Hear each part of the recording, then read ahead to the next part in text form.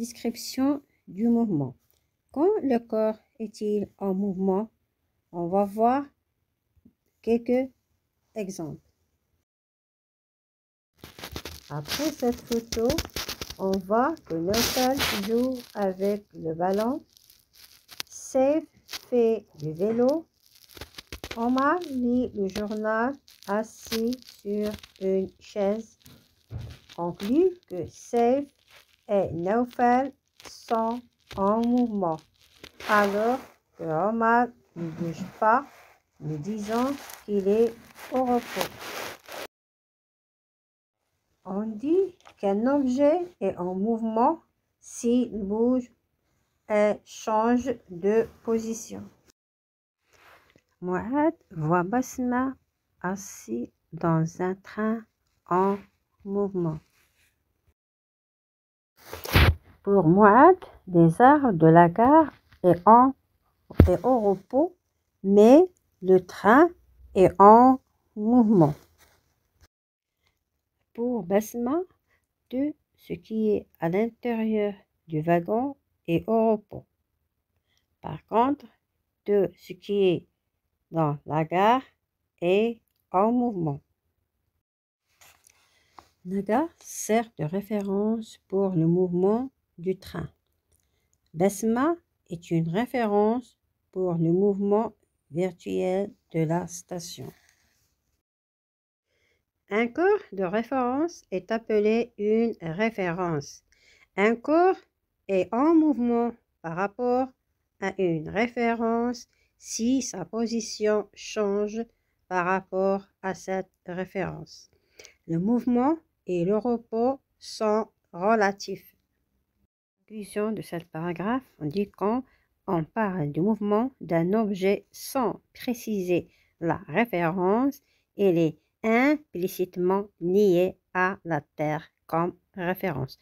Par exemple, cette image que vous voyez, le chauffeur, il est en mouvement par rapport à la Terre, mais il est au repos par rapport à la voiture.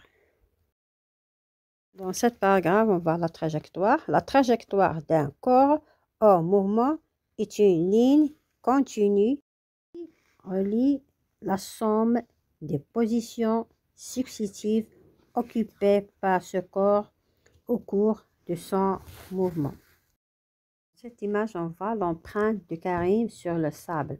Les empreintes de pas de Karim représentent les endroits qu'il est passé en se déplaçant sur le sable.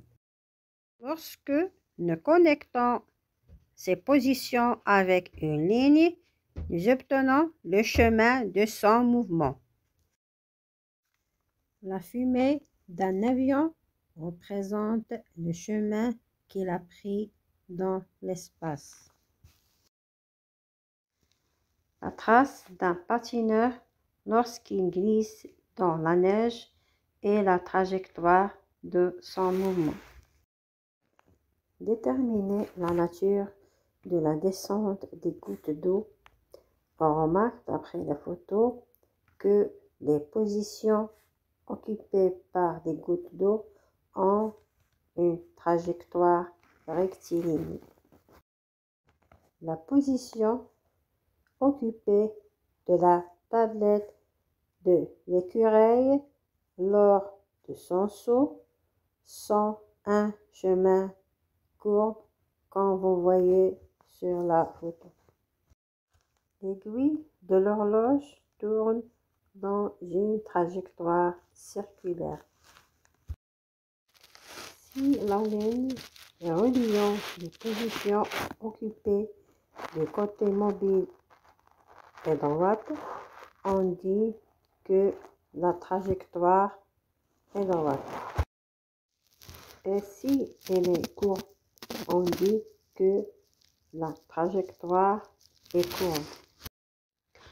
Et si elle est circulaire, on dit que la trajectoire est circulaire.